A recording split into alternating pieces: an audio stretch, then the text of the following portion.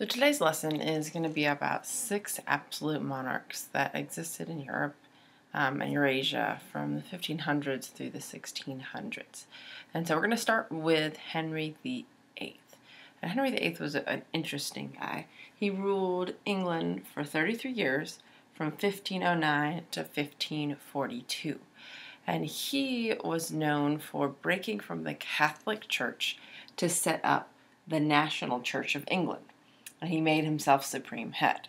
Now, the interesting thing about Henry VIII is the reason he did this was not necessarily religious differences, but it's because he wanted to get a divorce, and the Pope would not let him. So he started his own church so he could get a divorce, and he did. He was married about three times, had an interesting love life, and you'll see that about a lot of the absolute monarchs.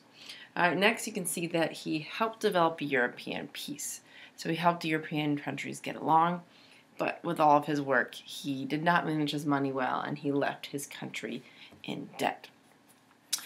After Henry VIII, we have one of his daughters, Elizabeth I. She ruled England for 44 years, from 1558 to 1603. And she was actually the daughter of one of Henry's wives, who he actually ended up beheading. Interesting fact there. All right, so she ruled in the golden age of England, meaning that England was doing very, very well under her rule. So she was one of the most loved monarchs. She made England one of the most powerful countries, and part of that was that she defeated the Spanish. She became the supreme governor of the Church of England.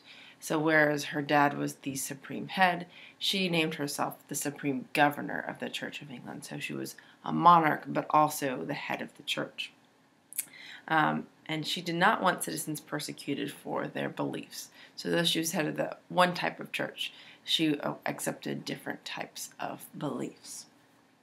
So we're going over to France now.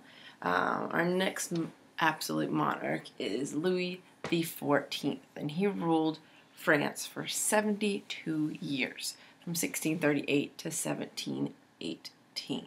And that's actually not 72 years, so I'll have to fix that math. So he is the best example of absolutism, and we talked about that yesterday in class. He is really the best example of that. So he made France one of the strongest powers in Europe, and he encouraged the French to live lives of luxury. Now, this was not everybody. These were the elite that he encouraged, these lives of luxury. And to keep the elite from revolting, he ended up giving them government jobs and threw them luxurious parties. Now, this wasn't for the peasants, but this is only for the people who had money already. And he left France in a big debt, which led to increased taxes later, and then eventually the French Revolution, which we will learn about in a week or so. Our next monarch is Philip II. Philip II ruled Spain for 42 years, so from 1556 to 1598.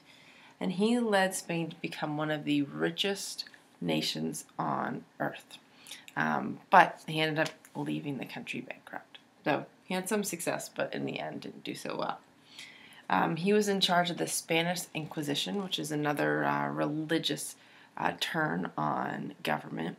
It led to the death of many non-Catholics. So across the world, he sent out people and persecuted those who were not Catholic.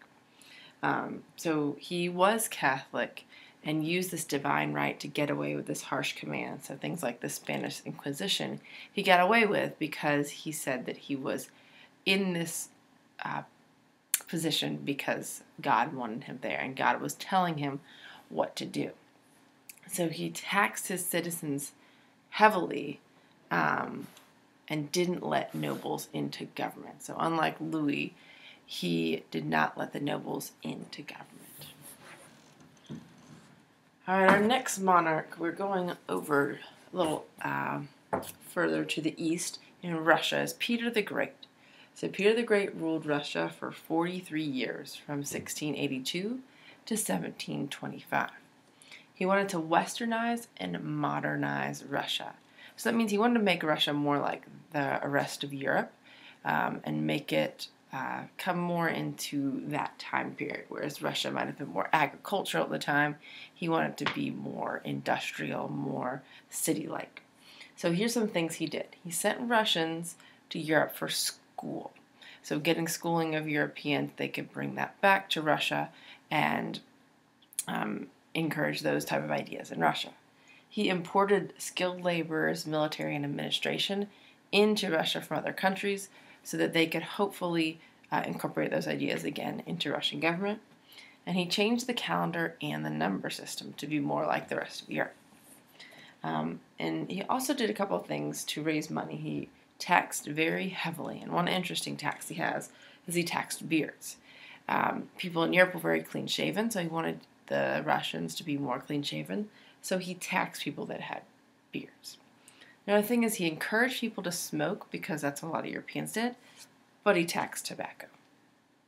And finally, militarily, he captured part of Sweden and moved the capital of Russia to St. Petersburg. And this is actually on the border of Europe, so in order to be closer to Europe, to be able to relate more to Europe and become more westernized. So Peter the Great was followed in Russia. So Peter the Great was followed by Catherine the Great, who ruled Russia for 34 years, from 1762 to 1796. And she was actually born German, so she wasn't born Russian, but she married Peter the Great's grandson. And, well, she's also known for having a lover, so it wasn't just the grandson that she was with. So she expanded Russia's borders, so she made the country bigger. She encouraged people who owned land, so those rich people, to hold power over the serfs. And serfs were people that basically belonged to the land, and so they were temporarily in slavery because they owed something to those people. So she encouraged this class system, one group over another group of people, which is going to lead eventually to a revolution. She reformed education, but this was only for the elite and the wealthy. So she allowed some women to go to school, but it was only for those who could afford it, and they were in the higher classes. And she also improved health care.